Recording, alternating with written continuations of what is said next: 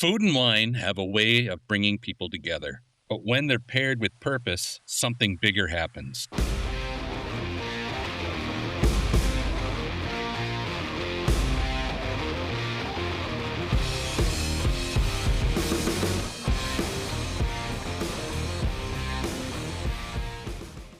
Today's episode of the Backstage Kitchen is all about community, curiosity, what can happen when passionate people take a leap. First, I'll be sitting down with Shawn Donaldson, a member of the Halifax Progress Club and the creator of Crave Food and Wine Experience. Then we'll talk about how Crave started, the charities it supported, and how it's grown into a marquee event, bringing together local restaurants, caterers, chefs, wineries, breweries, food producers, and spirit makers, all with that spirit of giving back. Then I'll be joined by Carl Coutinho, president of Avondale Sky Winery. Carl shares his journey from a career outside the wine world to taking a leap with his family in one of Nova Scotia's most distinct vineyards. How curiosity, patience, and a willingness to learn have shaped both the wineries and the experience at Avondale Sky. This episode is about more than food and drink. It's about people who build things together and the communities they grow when they do. I'm your host, Chef Richard Julien, and this is the Backstage Kitchen Podcast. Let's get into it.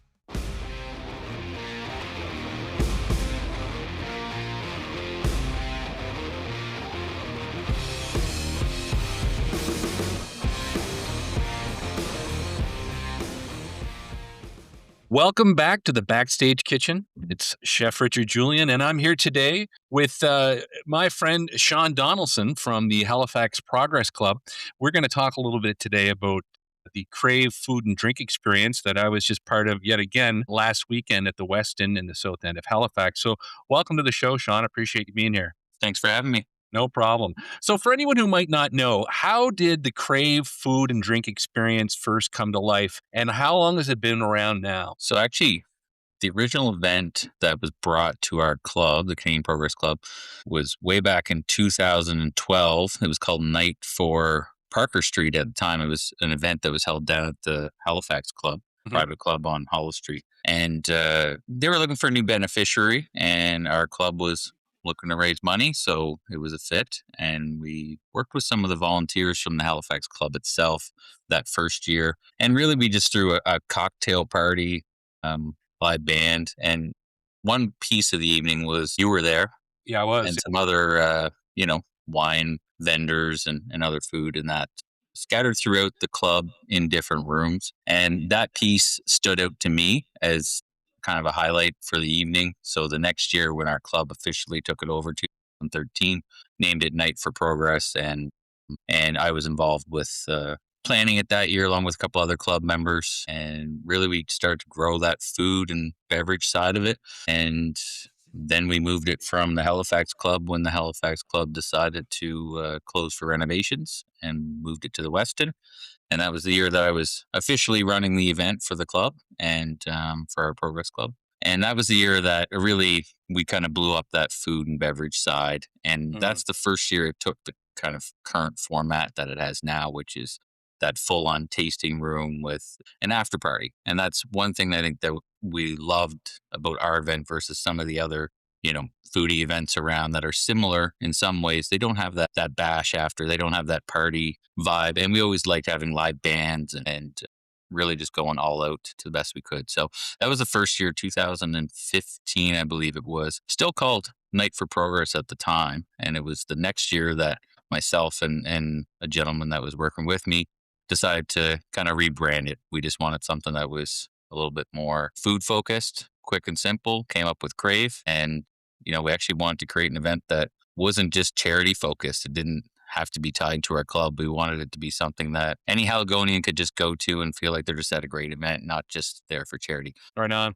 Yeah, it's definitely grown over the years. I do remember that first time when we were at the Halifax Club, and it was a great venue. But now it's really opened up, and it's easily 10 or 20 times bigger than it was, because I remember it was a very intimate event the very first time. I forgot what year it was, but you said 2012.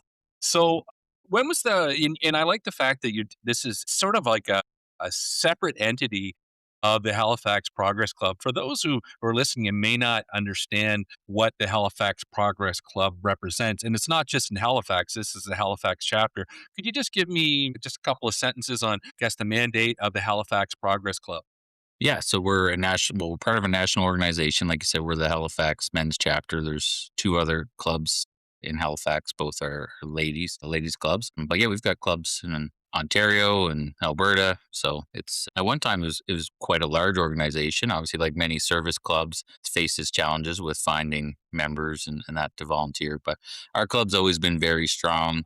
We put on a couple really big signature events here in the city. Some of those have changed because of COVID, Mm. but one that's stuck around for over 50 years now is our sports charity dinner, which is arguably easily our biggest and most popular, most well known, where we bring in, sports celebrities, current and past. And we've had most of the big names. This year, Bret the Hitman Hart and Jose Bautista are headlining the Huge. table. So Yeah, that's big names. huge.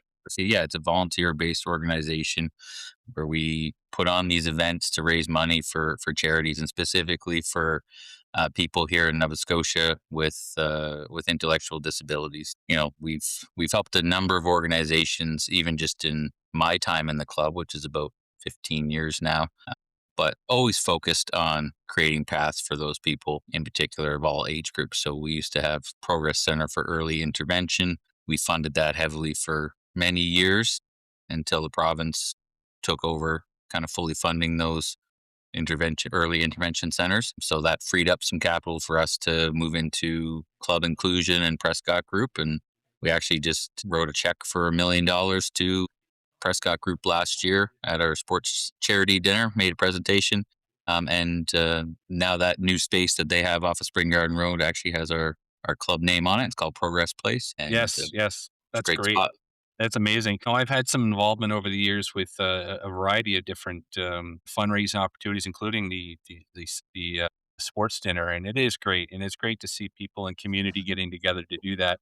Do you find, just heading back to the Crave thing for one last chat, do you find that the Food Network and how the whole food scene in Halifax has changed? Now, you're a foodie. We've chatted about food quite a few times. And have you seen a huge demand in the Crave show? Because I'll tell you, it seems to sell out really quick every single year. Oh, for sure. Yeah, both from the patron side and the vendor side. I mean, the Halifax food scene, you know, as you know, is and everyone that goes downtown in the last 5 to 10 years. It's crazy how many restaurants and how many different types of restaurants and the caliber that we have. When we have guests visit from Vancouver and Toronto, they're always blown away by our waterfront and how amazing our choices are and how good our restaurants are. So on the vendor support side, we've had waiting lists the last couple of years for companies that want to be there and we don't have room for them to be in the room. So that's a huge change. And then on the patron side, this event was selling itself out the few years prior to COVID. Now it was selling out the week of a lot of times, maybe a few days out. So tickets were on sale for quite a while. But after we came back from COVID, the last 2 years, we sold out. 2 years ago, we sold out within a week of tickets going on sale. And this year we sold out in under 24 hours. So it's become a hot ticket for sure. And I think that's, the same for a few of the premier foodie and drink events around. No, definitely. There's a few marquee events that people go to every year. I know the Restaurant Association does one, and your guys is definitely up there leading the pack. So for next year, is it just onward and upward, or any surprises, anything that you would personally like to see happen with the Progress Club Crave event? We chatted about this briefly the night of the event.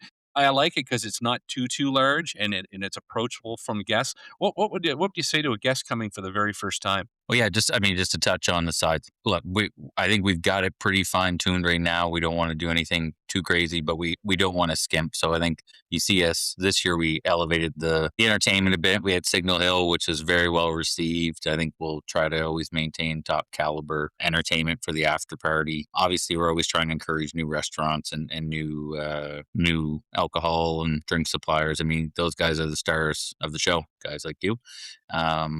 But yeah, growing, obviously everyone said, well, why don't you move it to a bigger place and do more? And honestly, we just have it at a size that we like. It's easy for us to sell out quick and provide a good experience for everybody. And, the bigger you get, the more asks that are going out and the more demand you're relying on from the general public. So I think we're in a really good spot. And for anyone that's never been before, you'll feel the difference compared to some of the other events when it comes to how packed it is. It is not oversold. It's definitely not undersold, but it's definitely not oversold. So you can walk around, you can sample everything.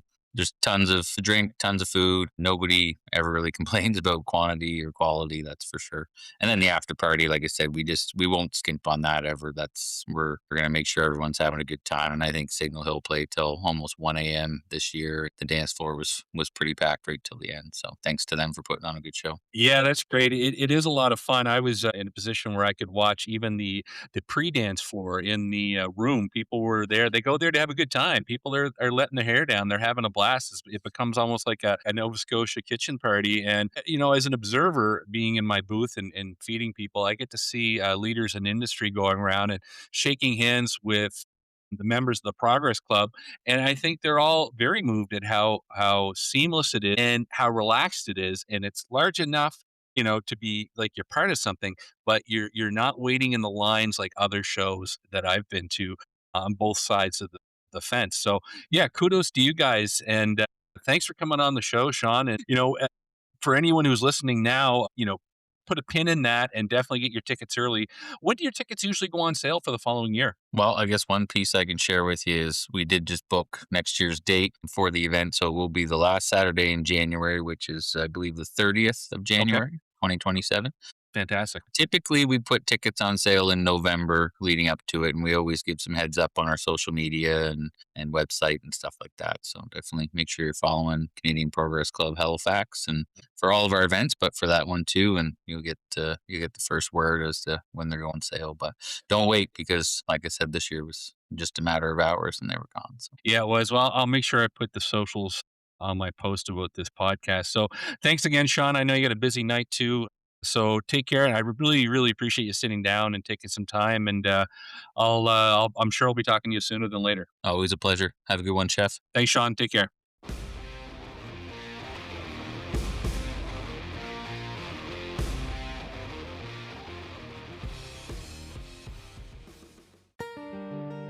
Carl Coutinho is a Canadian entrepreneur and the president and operations manager of Avondale Sky Winery, one of Nova Scotia's most distinctive wineries. Born and raised in Halifax, Nova Scotia, Carl pursued a Bachelor of Commerce at the Sobey School of Business at St. Mary's University, graduating in 2004.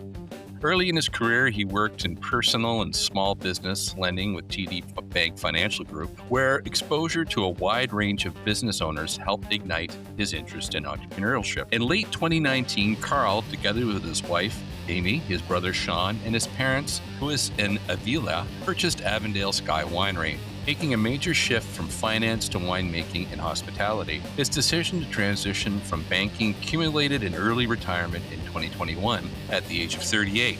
At Avondale, Carl oversees operations, business development, marketing, and strategic partnerships. He also hosts the winery's podcast series, which chronicles the family's journey, regional stories, and industry insights. Under his leadership, the winery has expanded both its wine portfolio and community engagement, balancing business growth with a tight-knit, family-driven approach. Carl's industry involvement extends beyond the winery. He serves as board chair for the Wine Growers Nova Scotia, advocating for both regional wine promotion and collaborating among producers. His philosophy blends entrepreneurial risk-taking with a strong sense of family and community, a defining thread in both his personal and professional life. Let's talk a little about the winery. The roots of Avondale Sky Winery stretch back to 1987, when the Bennett family planted vineyards on their former dairy farm in the fertile landscape of the Annapolis Valley, an area defined by the Bay of Fundy's high tides, cool coastal climate, and rich soil. These conditions provided ideal for cool climate viticulture, being the foundation for one of Nova Scotia's earliest commercial vineyards. In 2009, the property evolved into a fully operational winery under new owners Stuart Creaser and Lorraine Vassallo. who also orchestrated one of the region's most unique moments, relocating an 1837 church, later nicknamed the Church That Walked on Water, by land, water, and ferry across a 42-kilometer stretch to become the winery's central tasting room. Over subsequent years, Avondale Sky became known not just for its wines, but also for its destination experience, blending historic architecture, scenic vineyards, and agritourism. The Coutinho family have owned it since 2019, and they entered a new chapter, acquiring the property with no proper winemaking background, or prior, but plenty of passion. They embraced the challenge and the opportunity of stewarding and growing a storied Nova Scotia vineyard. Under their tutelage, the wine portfolio expanded to include both classic Nova Scotia style like Tidal Bay and more premium and distinctive varietal wines as well. The tasting experience and educational focus deepened, making visits both informative and engaging. The winery adapted creativity during COVID-19 pandemic. For example, offering free local delivery and expanding direct-to-consumer membership services, helping sustain the business while building a loyal following. Community partnerships, extended offerings such as restaurant and farmhouse accommodations, and regional tours help solidify Avondale Sky as both a wine producer and a rural tourism destination. Today, Avondale continues to produce a wide range of white, rosé, red, and sparkling wines that reflect Nova Scotia's cool climate viticulture identity. Its wines are available at the winery, through provincial outlets, select retail partners, and direct shipment where permitted.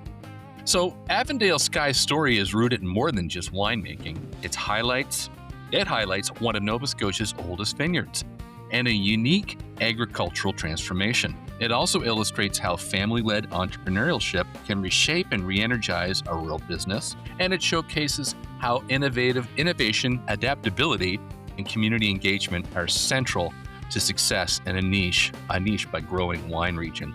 So we'll be talking with Carl in just a little bit. A fantastic chat, actually. Super nice person, and we actually partnered on a raffle prize through the most recent Crave food and wine experience, where I'll be coming in and showcasing my chops with some tapas in that beautiful farmhouse. So coming up next, we're going to have a great chat with Carl.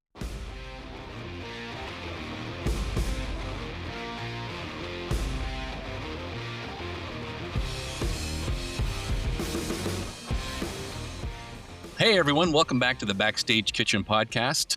It's Chef Richard, and my guest today is Carl Coutinho from Avondale Sky Winery. Welcome, Carl. Thanks for coming on the show with me. Well, thanks for having me, Rich. No, brother, very much. We just did a little co-branding together with the Crave show, and actually I've got Shawn Donaldson is coming on the show later on to talk a little bit about Crave and the genesis of that. But I'm really excited to be cooking some food down at Avondale Sky in the villa or the cottage. What do you call it? A villa? The farmhouse. The farmhouse. I love it. Yeah.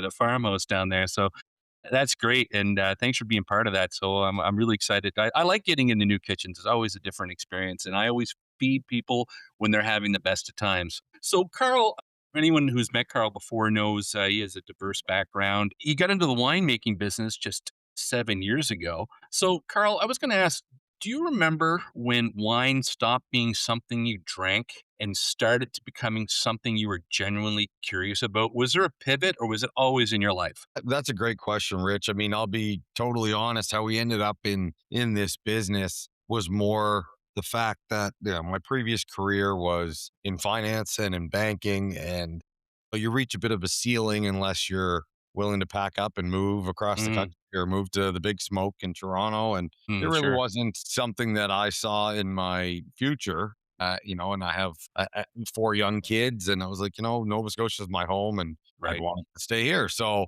you start to try and pivot careers, and you start thinking, well, what's around. And then the idea of owning a business was always something that both my brother and I had talked about. And you think about starting up a business, and I could talk to you, you would appreciate it. Yeah, it's a hell of a lot of work, and you don't know what's going to work and where it's going to work. And so then the idea of running and buying an established business and sort of helping pivot from there became more attractive, I guess, to use the right term. And a friend of mine he's a business broker, so I was on his mailing list, and he saw everything that he had coming up for sale, from laundromats to restaurants, dry clean, and all of a sudden Sure.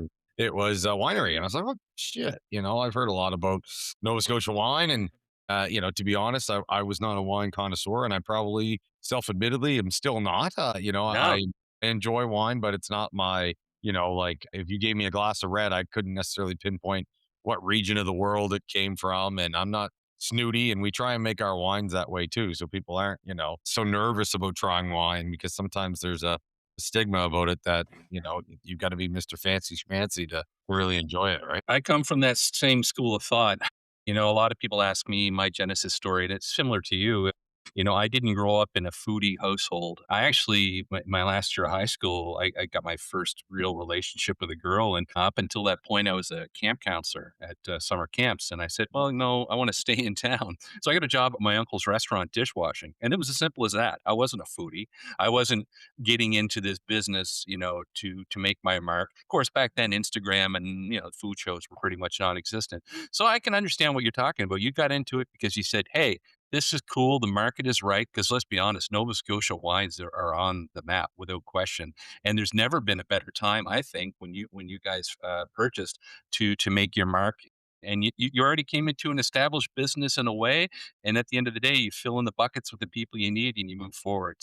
I guess from that answer, you would say it was kind of like your financial background. You're like, okay, does this fit? Does it work? Let's do it. I know how to grow a brand. If it's wine, if it's, oh, I don't know, software, if it's whatever, you kind of took those skills from your background and added that as CEO for Avondale Sky, correct? Yeah, yeah, that's exactly right. It was more the business aspect, and then you learn about the industry, I guess. Yeah. You bring some skill set, and you try and work with what you got. And we're always learning, and we still are around the farming industry as we're grape growing, Mm. and obviously the winemaking industry, and what sells and what's marketable, and so on.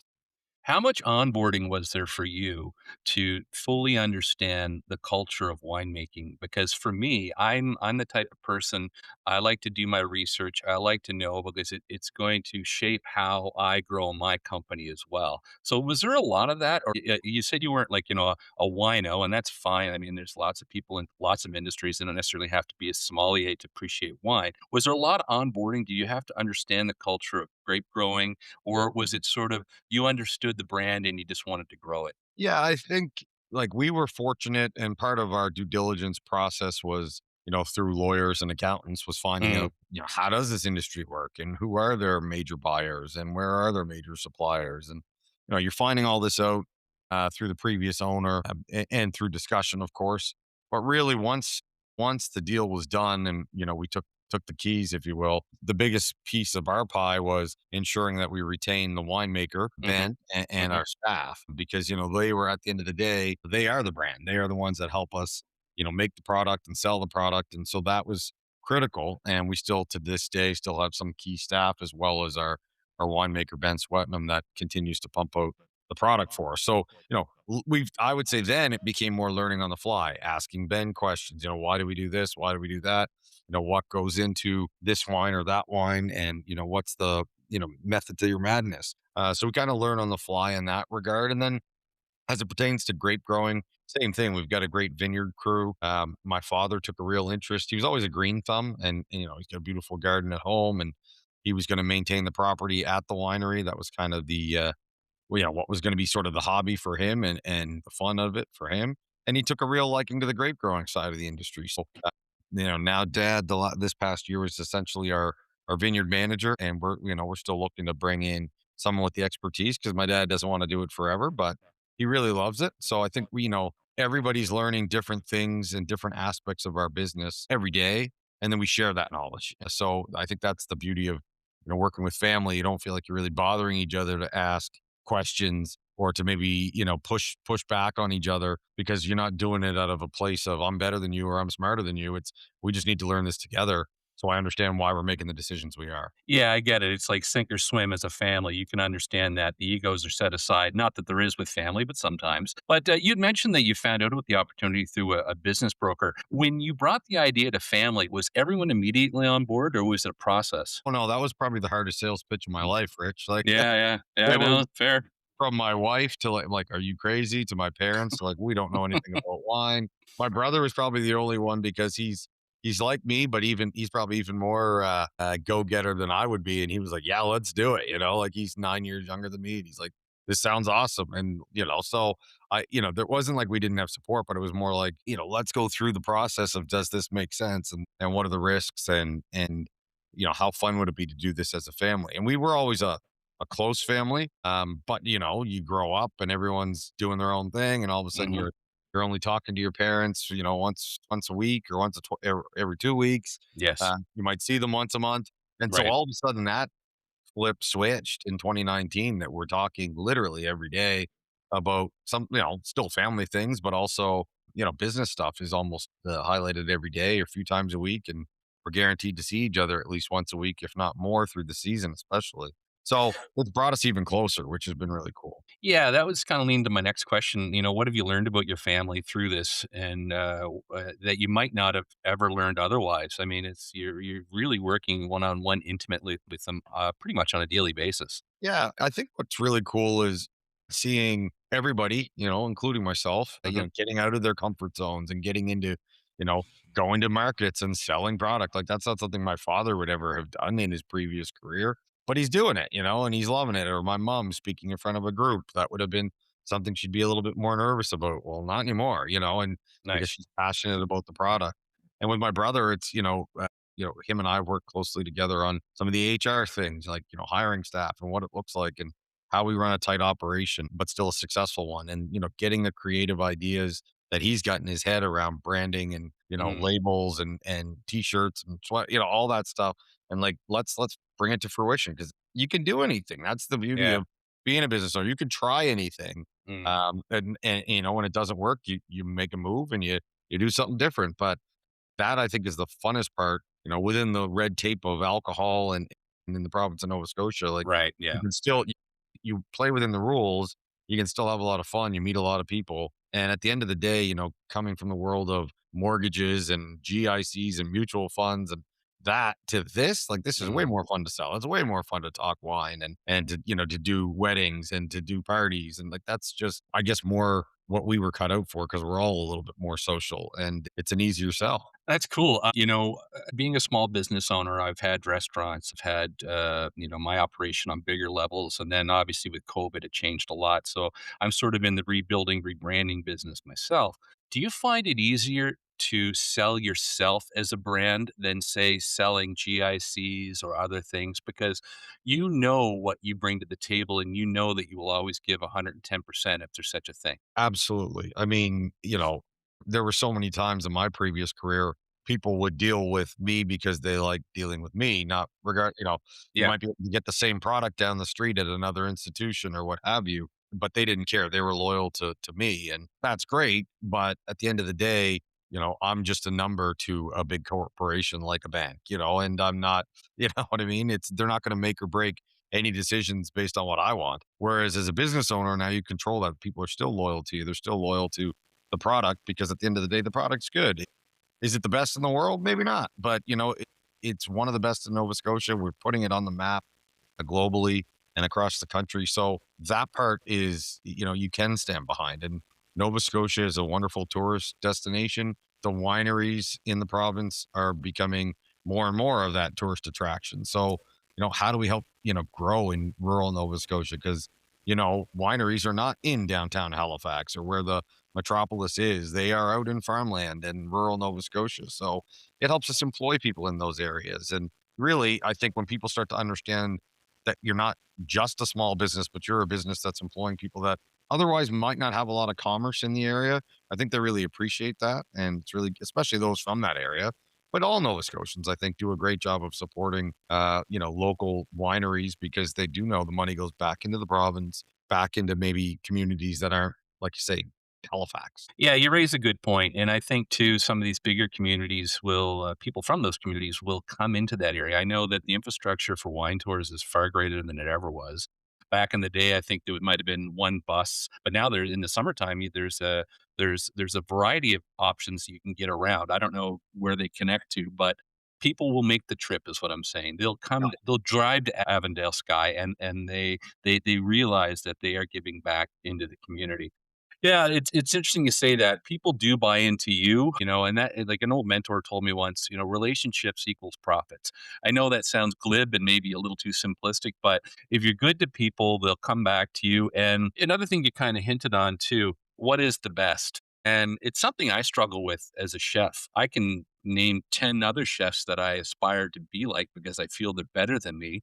But when I'm in the kitchen, when I'm around people, when I'm cooking for others, I feel that my food is good and it connects with people. So, what is best? I don't know. And I think you hinted on that too. You make great product. You're winning awards. People see that. You've got a nice, diverse line too. I love the Baco Noir, by the way. It's one of my Thank you. favorites. Yeah, it's great.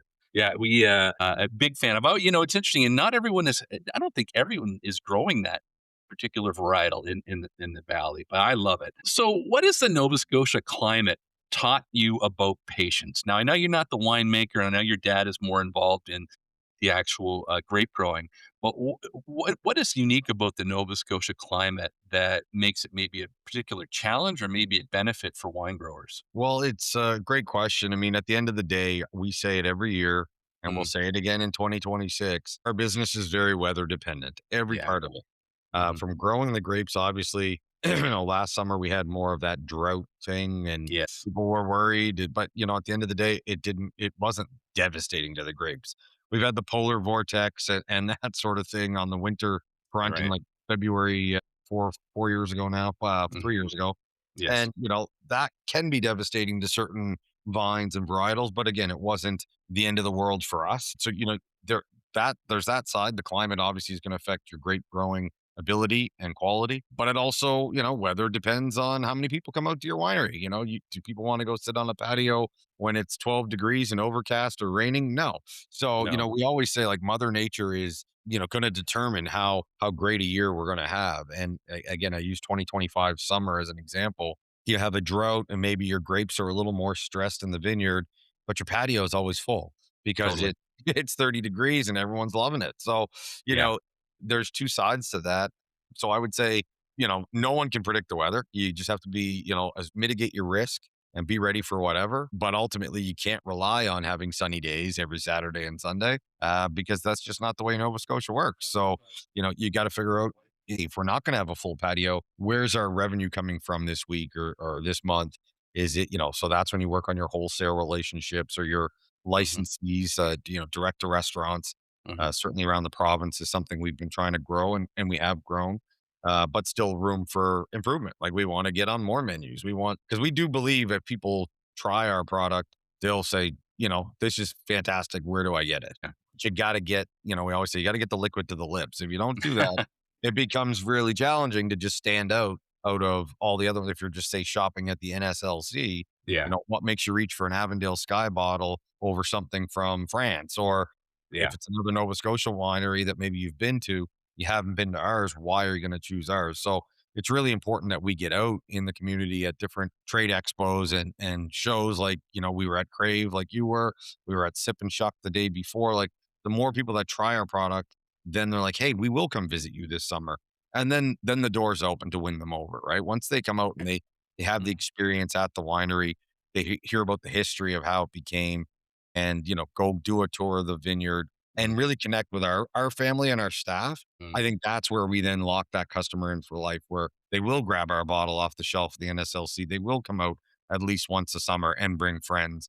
And I think that is what we have to continue to do and do more of because that's going to get us the best growth. Yeah, it really is about getting in front of bodies. Another half of my podcast, because it's the Backstage Kitchen podcast, is I interview musicians and people, that are touring. I had Mike Turner, one of the original guitar players of Our Lady Peace. I just interviewed another guy that tours with Nelly Furtado. I mean, at the end of the day, especially if you're not a newer brand, but it's such a personal connection. You got to get the wine in front of people. And it's the same as touring. So you can't just put something on the shelf and go, here we are, we're God's gift to wine, come and buy us. It's much, if it was only so easy, right? So Absolutely. it's like, it's almost like, and correct me if I'm wrong, the wine making is the easy part. Oh yeah, I mean, yeah, I don't Not know to if it, minimize, yeah, I know. but I know exactly. Like growing the grapes and producing the wine, no yeah, problem, right? Like when I yeah, say that, that's like, get your bottles, get your labels, get your caps, yeah. get it palletized, and you're ready to roll. But if you got no place to put that wine or sell that wine, you've reached problem number one, right? So, that it's just an ongoing thing with partnerships through the NSLC and Mhm. obviously through, like I mentioned, other wholesalers and licensees in the province. They're going to always be our I'm going to call it a lifeline, because we're going to produce more wine based on our vineyard annually than we can probably sell ourselves at the winery. No matter how busy you are, Of course. people aren't coming and leaving with cases and cases of wine. We'd love that, but we don't expect that either. You come out, you have a lunch, you have a couple glasses of wine, maybe you buy a bottle or two. That is a successful visit, but that's not going to move through the volume that we're going to produce, and it's not going to keep the lights on. So we've got to go to those other channels to keep us relevant and keep us moving. Yeah, I have a question for you. I know I have limited knowledge about some of the interprovincial barriers in Canada. There's been talk through the Prime Minister of creating more free trade between provinces. Is there anything set up now that if a customer came to your vineyard and they were, say, from British Columbia and they wanted to ship a case of wine, are you in a position to be able to do that now? Where are we at with those free trade barriers? Yeah, they haven't really come down officially yet, Rich. I mean, Okay. that's the talk, Yeah. and it sounds great, but then it starts to become more cumbersome. And to Yeah. be honest, I'm not sold on it as a fait accompli right now, because it just seems like, well, if so and so, like to your example, if so and so in BC comes out, visits the winery, goes back home in August and wants to order a case, Mhm. can we ship it? Yeah, we can. But right now is what they have to figure out and say. Some governments are saying, well, if that happens, we still want our cut. And it's Right. like, well, that's not free trade, right? The idea is, you should be able to buy any consumer good within Canada, coast to coast, and that includes alcohol, that includes wine. And that to me is free trade, and there's Mm. no strings attached. It should be the same for me to sell a case of wine to Vancouver as it is for me to sell a case of wine to someone in New Glasgow. We get to that point, I think then we're all, playing on an even playing field. Yeah, I get it. It's almost like you can do it, but there's an extra tax on top of it. So, Yeah. yeah, I get it. And you know what? Those being a chef, I understand margins can cut to the bone sometimes, especially when there's all of these regulations. And again, a lot of people in the general public don't realize that vineyards and beer makers and whatever, you guys are charged by how many liters, I think it is, that you purchase. Is there certain ranges? Am I correct on how you're taxed on that? I don't know about beer. I know for wine, yes, there's excise that you have to pay Right. federally on a literage amount that you produce annually. And that's not how much you sell, that's how much you produce. So you're back in, Ooh. right? So you're back into the, well, wait a minute, what if we don't sell it? We've still paid the tax on it. So again, you want to sell your product, obviously, for many reasons, but one of them is to gain the revenue and recoup the expense of the bottles, of the glass, the labels, all that stuff costs money into your cost of production. So until you sell that bottle of wine, you haven't really recouped your cost on it, if that makes sense. No, it does. It almost seems like the math on that, you're almost like in a negative position before you sell Model 1 because these levies or whatever you want to call it have to be Yeah. paid based on production and not sales. It's interesting. That kind of gives me some clarity too, because I always assumed that the two were connected. It was how much you made, but then obviously it was going to be sold as well. But that's not always the case because there is so much competition. And you mentioned yourself that if you don't sell it, you don't make a buck. So, how has wine changed how you define success? How has the wine business changed? Because you went from something, obviously your background in banking, but how do you define success today? Yeah, for me, success is is many factors, but it's really boils down to happiness. I think Hmm. if you're going to sleep, if I'm going to sleep every night feeling good, not saying you're not going to be worried about the next thing or whatever, that's going to happen. But in general, you're happy, and which I am. I check in with my family, make sure everyone's feeling good. You check in with your staff. If everyone's feeling happy, we're moving in the right direction. To me, that's the small success. The Mm. big success is continued growth and getting to a stage where, you know what? our supply meets our demand. Right now, I'd say we're oversupplied and under demand. So Right. how do we grow that demand both in Nova Scotia and outside to then meet where we are at a supply level? That would be the ultimate success. And then it's sustainable because, having, like I mentioned, I have 4 children. My oldest are twin boys that are 11. They've already been told, probably when you're 14, 15, 16, you can at least start working in the vineyard, Yep. learn a bit about that side of the business. And you may never choose to be part of the winery, and that's fine. But at least it'll get you a job. It'll get you working, get you outside. And when you're 19, if you want to work in the restaurant at the winery or selling wine at trade shows and working side by side with your dad, like me, like I work beside my dad, then that's an option to them. But I certainly don't want to hold them back from their dreams and what they want to do. But to me, selfishly, success would be if any one of my 4 kids decided to say, "Hey, Dad, I want to come to work with you." 10 years from now, 15 years from now, that would be all I could ask for. If we could keep this business, on the up and up for the next decade and a half to get to that stage that you could actually have another generation come in behind you, like you Yeah. see with other wineries in this province. That to me is the ultimate success because I know that the hard work that my mom, my dad, my brother, my wife, my sister-in-law, and of course all of our team are putting in would then be paying off if I've got something that, myself and my brother, we can hand over to our children as they grow. That would be the ultimate success. But in the short term, you can't look at the the big picture. It's like, how do we feel today? And if you're happy, to me, that you've made the right decision because probably half the population goes to sleep on Sunday night dreading to go to work the next day. I don't. And Yeah. to me, that's success, right? No, that's cool. It sounds like wine in your life has had a way of slowing you down and, creating, not that you weren't patient, but, reminding you that we're not always fully in control, but you take life on life's terms, and that's powerful. Yeah, Thanks for sharing that with me, man. And absolutely. I love to hear entrepreneurial stories, and I really connect with it because, again, you weren't a sommelier and wino, so to speak, when you started, but I'm sure you've learned to appreciate wine on a different level, not just as a commodity, but how it sort of enriches other people's lives. You've seen how it's brought out the best in different things with your family, especially you mentioned your mom, being a spokesperson for the company, whereas maybe that wouldn't have been something she was comfortable with in the past. So that's cool, man. My show is about growth and curiosity. So, I want to thank you for coming on the show. And if people want to experience the Avondale Sky for themselves, I'll link everything on my show notes. And Carl, thank you so much for being here. Oh, Rich, listen, it was my pleasure. I really appreciate the opportunity. No problem, man. Let's get back to your day. And I know there's always something to do with a small business owner, even if, the list is done, there's another list to be finished. So I get it. I get it. True. All right, Carl, thanks so much, my friend. Okay, Rich, have a great day. Thank you. You too.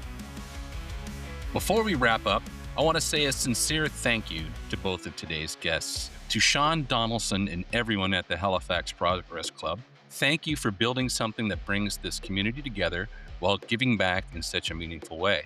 If you'd like to learn more about the Crave food and wine experience or the charities the Progress Club supports, you'll find links to the Halifax Progress Club in the show notes. Remember to follow them on Instagram and Facebook for your crack at getting tickets to next year's Crave event on January 30th, 2027. And to Carl Coutinho, thank you for sharing your journey and your story and the heart behind Avondale Sky Winery. If you'd like to experience the wines, visit the vineyard, or follow along with what's happening there, you can find Avondale Sky online and on Instagram again. All links are in the show notes, and avondalesky.com as well. If you enjoyed this episode, I'd really appreciate if you followed the show, shared it with someone who loves food, wine, or community, and left a review. It truly helps independent podcasts grow. You can find me at cheflive.ca and on Instagram at cheflive and at _backstage_kitchen, where I share upcoming episodes, behind the scene moments, and what's cooking next. I'm your host, Chef Richard Julien. Thanks for spending part of your day with me. And until next time, stay curious.